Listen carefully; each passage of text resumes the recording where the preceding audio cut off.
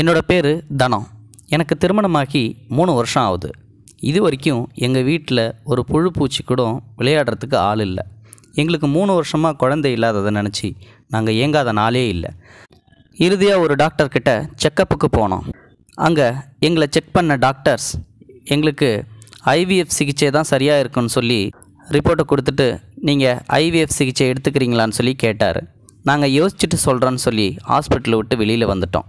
IVF சிகிச்சை கண்டிப்பாக success ஆகும்னு சொல்லி எல்லாருக்குமே தெரியும். எங்களுக்கும் அந்த நம்பிக்கை இருந்துச்சு. ஆனால் அதுக்கு தகுந்தா போல் எங்ககிட்ட அவ்வளோ பணம் இல்லை.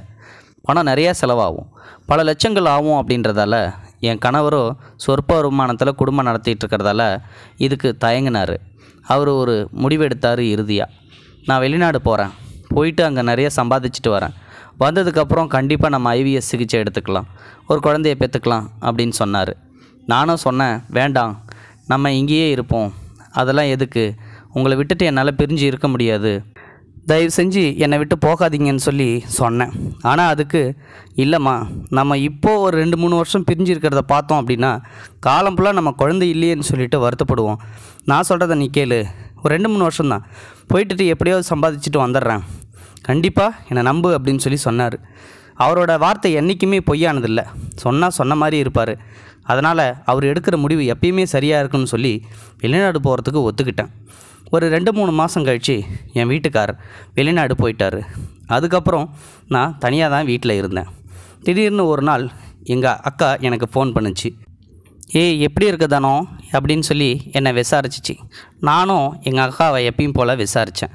அப்போ தான் எங்கள் அக்கா சொன்னிச்சு, பாலுவுக்கு நான் இருக்கிற இடத்துக்கு பக்கத்தில் தான் ஒரு காலேஜில் சீட்டு கிடச்சிருக்குதாம்மா, அவனால் தூரமாக போயிட்டு வர முடியலன்னு சொல்லிட்டு இங்கே என்னோடய வீட்டில் தங்குறதுக்காக என் அக்கா கேட்டா.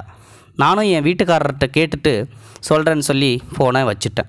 அதுக்கப்புறம் எங்கள் வீட்டுக்காரருக்கு ஃபோன் பண்ணி கேட்டேன், ஏங்க எங்கள் அக்கா பையன் பாலு நம்ம வீட்டில் வந்து தங்குறேன்னு சொல்கிறான், படிக்கிறேன்னு சொல்லி சொல்கிறான், காலேஜு இருக்கட்டுங்களா அப்படின்னு சொல்லி கேட்டேன். எங்கள் வீட்டுக்காரரு தாராளமாக தங்கட்டும், பாலு நம்ம எடுத்து வளர்த்த பிள்ளை, சின்ன வயசில் சித்தின்னு உன் காலை சுற்றி ஓடிடுவான், எனக்கு தெரியாது அவனை பற்றி, அவன் தாராளமாக நம்ம வீட்டில் வந்து தங்கிக்கிட்டோம், அவன் கூட இருந்தானா உனக்கும் கொஞ்சம் பாதுகாப்பாக இருக்கும், சரி நான் வச்சிட்டோமா அப்படின்னு சொல்லி என் வீட்டுக்காரர் ஃபோனை வச்சுட்டார். அப்போ தான் எனக்கு சந்தோஷமாக இருந்துச்சு. அதுக்கப்புறம் எங்கள் அக்காவுக்கு ஃபோன் போட்டேன், பாலுவை வீட்டுக்கு வர சொன்னேன். அவனும் வந்தான். வந்துட்டு காலேஜ்லேயும் போய் ஜாயின் பண்ணிவிட்டு அவனும் காலேஜ் போயிட்டு வருவான்.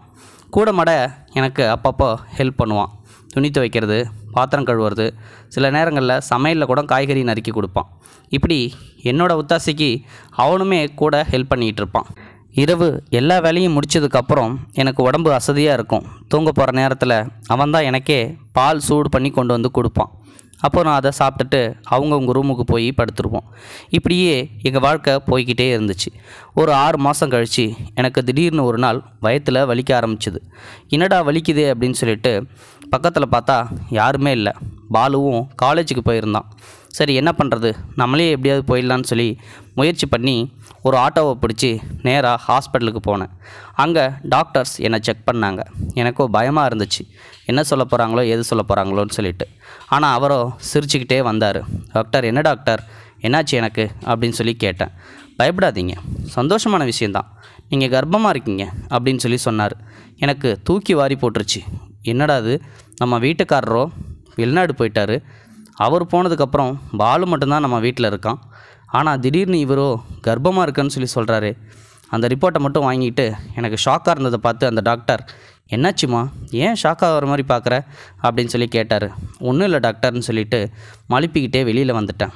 இது யார் பார்த்த வேலையாக இருக்கும், ஒருவேளை இந்த பாலுவாக தான் இருக்குமோ, அவன் தானே தூங்க போகிறதுக்கு முன்னாடி பால் சூடு பண்ணி கொண்டு வந்து கொடுப்பான், ஒருவேளை அந்த பாலில் ஏதாவது மயக்க மாத்திரை கலந்துட்டு நம்மளை அவனோட இச்சைக்கு பயன்படுத்திட்டானோ அப்படின்னு சொல்லி அவன் மேலே சந்தேகம் வந்துச்சு. அதுவும் கோபமாக இருந்துச்சு. சரி இன்றைக்கி போவோம், வீட்டுக்கு போய் அவனுக்கு இருக்குது அப்படின்னு சொல்லிட்டு நேராக வீட்டுக்கு போய் அவனுக்காக காத்துக்கிட்டு இருந்தேன். அவனும் வந்தான். வந்துட்டு என்னை எப்பயும் போல் கேஷுவலாக தான் பார்த்தான். ஆனால் எனக்கு அவன் மேலே கோபமாக வந்துச்சு. சரி இதை வெளியில் காட்டக்கூடாது, இவன் தப்பு செஞ்சானான்றதை கண்டுபிடிக்கணும் அப்படின்றதுக்காகவே நானும் வெயிட் பண்ணிக்கிட்டு இருந்தேன். வேலையெல்லாம் முடிச்சுட்டு படுக்க போகிற நேரம் வந்துச்சு. வழக்கம் போல் அவனும் பாலை சூடு பண்ணி கொண்டு வந்து கொடுத்தான். சரி நீ போ, நான் குடிச்சிட்றேன் அப்படின்னு சொல்லிட்டு அவனுக்கு தெரியாமலே அந்த பாலை குடிக்காமலேயே கீழே ஊற்றிட்டேன். நான் எப்படியும் படுத்து தூங்கும்போது அவன் நம்மக்கிட்ட வருவான் அப்படின்னு சொல்லி 3 மணி வரையும் முழித்து பார்த்தேன். அவன் அப்பயும் வரவே இல்லை. விடிஞ்சுது. அவன் வழக்கம் போல் என்ன சித்தி அப்படின்னு சொல்லிட்டு என்கிட்ட கேஷுவலாக தான் பேசினான். ஆனால் எனக்கு அது ஆச்சரியமாக இருந்துச்சு. ஒருவேளை இவன் நம்மளை கண்டுபிடிச்சிட்டானோ அப்படின்னு சொல்லிட்டு தான் அன்றைக்கி நான் அவனை விட்டுட்டேன். இருந்தாலும் அடுத்த டைம் என்கிட்ட மாட்டாமலா போயிடுவான். சரி, இந்த அசிங்கத்தை வெளியில் சொன்னால் எப்படியும் நம்ம வீட்டுக்காரர் நம்மளை கொன்னே போட்டுருவார். அப்படியே அவர் மன்னிச்சு ஏற்றுக்கிட்டாலும் அந்த வாழ்க்கை நரக வாழ்க்கையாக தான் இருக்கும். இந்த சிசுவை அழிச்சிடலாம் அப்படின்னு சொல்லி முடிவு பண்ணி யாரை கூப்பிட்டு போகிறதுன்னு சொல்லி பக்கத்து வீட்டு தோழியை கூப்பிட்டேன். என் கூட கொஞ்சம் ஹாஸ்பிட்டல் வரைக்கும் வரியா அப்படின்னு சொல்லி கேட்டேன். அதுக்கு அவளும் வரேன், என்ன பிரச்சனை அப்படின்னு சொல்லி கேட்டா. ஒன்றும் இல்லை, சும்மா ஜென்ரலாக தான், உடம்பு சரியில்லை, போய் காட்டிட்டு வரணும், ஜுரம் அவ்வளோதான் அப்படின்னு சொன்னேன். எப்போ போகணும் அப்படின்னு சொல்லி கேட்டா. நாளைக்கு போகலாம் அப்படின்னு சொல்லி வச்சுருந்தேன். அவகிட்ட சொல்லிவிட்டு வீட்டுக்கு வந்தேன். வந்ததுக்கப்புறம் கதவை திறந்துட்டு தலைவாரிக்கிட்டு இருந்தேன். அப்போது திடீர்னு என்னை யாரோ பின்பக்கமாக ஓடி வந்து கட்டி பிடிக்கிற மாதிரி இருந்துச்சு. இவனோட வேலையாக தான் இருக்கும் அப்படின்னு சொல்லிட்டு ஓங்கி பலார்னு அறையலான்னு திரும்பி பார்த்தேன். ஆனால் வந்ததோ என் கணவர். திடீர்னு வந்துருக்காரு. என்னங்க திடீர்னு வந்திருக்கீங்க அப்படின்னு சொல்லிட்டு அவரை கட்டி பிடிச்சி ஓன்னு அழ ஆரம்பிச்சிட்டேன். ஏன்னா அந்தளவுக்கு எனக்கு இந்த பாலுவால் ஒரு நரக வேதனை மாதிரி இந்த 2-3 நாட்களும் தோணுச்சு.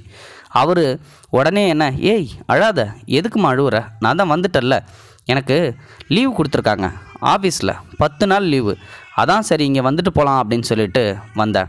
நீ ஒன்றும் கவலைப்படாத, ஓரளவு பணம் சம்பாதிச்சிட்டேன், நம்ம IVF சிகிச்சை மூலமாக கண்டிப்பாக நமக்கு குழந்தை பிறக்கும் அப்படின்னு சொல்லி எனக்கு சமாதானப்படுத்துகிறதா அவர் சொன்னார்.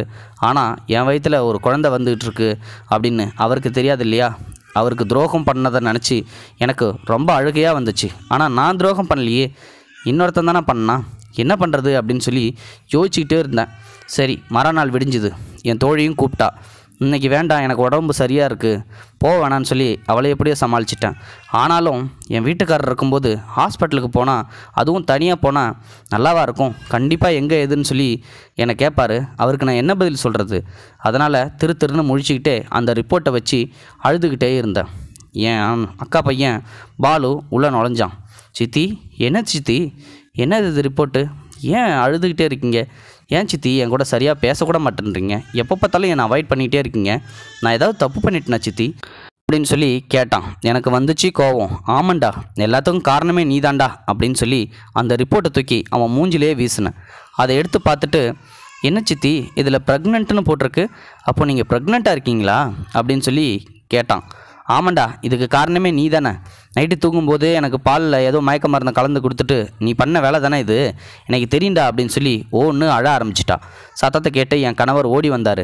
என்னாச்சு தானோ அப்படின்னு சொல்லி என்னை கேட்டார். நான் எல்லா விளக்கத்தையும் அவர்கிட்ட சொன்னேன். நீ ஒன்றும் கவலைப்படாத, இதுக்கு காரணம் கண்டிப்பாக சந்துருவாக இருக்க மாட்டான் அப்படின்னு என் வீட்டுக்காரர் எனக்கு சமாதானம் சொல்லிவிட்டு என் ரிப்போர்ட் எடுத்துக்கிட்டு நேராக ஹாஸ்பிட்டலுக்கு போனார். அவர் போயிட்டு வந்ததுக்கப்புறம் சிரிச்சுக்கிட்டே தான் வந்தார். என்னாச்சுங்க நீங்கள் சிரிச்சுக்கிட்டே வரீங்க, என்னாச்சு அப்படின்னு சொல்லி நான் ரொம்ப பதட்டமாக கேட்டேன். ஆனால் அவர் சொன்ன பதிலை கேட்டு எனக்கு ரொம்ப ஆச்சரியமாக இருந்துச்சு. தப்பு பண்ணிட்டோமோன்னு தோணுச்சு. அப்படி ஒரு பதிலை சொன்னார். என்னன்னா, அது என்னோடய ரிப்போர்ட்டே இல்லையாம்மா, என் பேரை கொண்ட இன்னொரு பொண்ணோட ரிப்போர்ட்டு. அந்த பொண்ணு பேரும் தனம் தானா, 2 பேருமே தனம்னு சொன்னதால் ரிப்போர்ட்டு மாறி வந்துருச்சு. அந்த டாக்டர் அது தெரியாமல் என் ரிப்போர்ட்டுன்னு நினச்சி என்னை கர்ப்பமாக இருக்காருன்னு சொல்லிட்டாரு. ரிப்போர்ட்டு கொடுத்து முடித்ததுக்கப்புறம் என் பேர் கொண்ட பொண்ணுக்கிட்ட கர்ப்பமாக இல்லைன்னு சொன்ன உடனே அந்த பொண்ணு வேறு எங்கேயோ செக் பண்ணி பார்த்துட்டு கர்ப்பமாக இருக்குன்னு சொல்லிட்டு எங்கள் ஹாஸ்பிட்டலில் வந்து சத்தம் போட்டுச்சு. அதுக்கப்புறம் தான் எனக்கு விஷயம் தெரிஞ்சுது, நம்ம தான் ரிப்போர்ட்டை மாற்றி கொடுத்துட்ட மாட்டேங்குன்னு. அந்த நர்ஸை பிடிச்சி சத்தம் போட்டுட்டு, உங்கள் ஃபோன் நம்பருக்கு எவ்வளோ ட்ரை பண்ணேன், உங்கள் ஒய்ஃபோட ஃபோன் நம்பர் போகவே இல்லை, இது இவ்வளோ பெரிய பிரச்சனையாக வந்து நிற்குன்னு நான் நினைக்கவே இல்லை, சாரி சார், எங்களை மன்னிச்சிருங்க, எங்கள் ஹாஸ்பிட்டல் பேர் கெட்டு போயிடும், இதை வெளியில் சொல்லாதீங்கன்னு சொல்லி என்கிட்ட சொன்னார். அதை தான் நான் அவங்ககிட்ட சொல்கிறேன்னு சொல்லி எங்கள் வீட்டுக்காரர் சொல்லும்போது எனக்கு அப்படியே ஆனந்த கண்ணீரே வந்துச்சு. நம்ம தப்பு பண்ணலன்னு சொல்லிட்டு. ஒரு பக்கம் என் அக்கா பையனை நினச்சி எனக்கு ரொம்ப வருத்தமாக இருந்துச்சு. அவங்ககிட்ட போய் சாரி கேட்டேன். மன்னிச்சிரு பாலு, நான் உன்னை தப்பாக நினச்சிட்டேன், நீ அந்த மாதிரி பையன் இல்லை, மன்னிச்சிருன்னு சொல்லி. ஆனால் அவனும் கேட்காம இங்கே வீட்டை விட்டு வெளியில் போயிட்டான். போனதுக்கப்புறம் எங்கள் அக்கா அவன்கிட்ட என்னடா நடந்துச்சு, திடீர்னு ஏன் வந்துட்ட அப்படின்னு சொல்லி எவ்வளோ கேட்டவும், எனக்கு ஒன்றும் பிரச்சனை இல்லை, சும்மா தான் வந்தேன் அப்படின்னு சொல்லி மழுப்பிட்டான். அதுக்கப்புறம் ஊருக்கு எத்தனையோ டைமு ஃபங்க்ஷனு விழாக்கள்னு சொல்லிட்டு அக்கா வீட்டுக்கு போவேன். ஆனால் எங்கள் அக்கா பையன் என் கூட பேசவே இல்லை. நானும் என்னை மன்னிச்சிட்றான்னு சொல்லிட்டு அவன்கிட்ட கேட்கும்போதெல்லாம் வேண்டாம் விட்டுரு, நான் அந்த தப்பு பண்ணியிருப்பேனான்னு சொல்லிட்டு நீ ஒரு தடவை கூட யோசிக்கவே இல்லைல்ல, திடீர்னு என்னை பார்த்து அந்த ஒரு வார்த்தை கேட்டல, அது இன்னமும் என் மனசில் உறுத்திக்கிட்டு தான் இருக்குதுன்னு சொல்லிட்டு கடைசி வரைக்கும் என் கூட பேசவே இல்லை. இது போன்ற செய்திகளை உடனுக்குடன் நீங்கள் தெரிந்து கொள்ள மறக்காமல் எங்களுடைய சேனலை சப்ஸ்கிரைப் செய்யவும், கூடவே பக்கத்தில் வரும் பெல் ஐக்கானையும் கிளிக் செய்யவும்.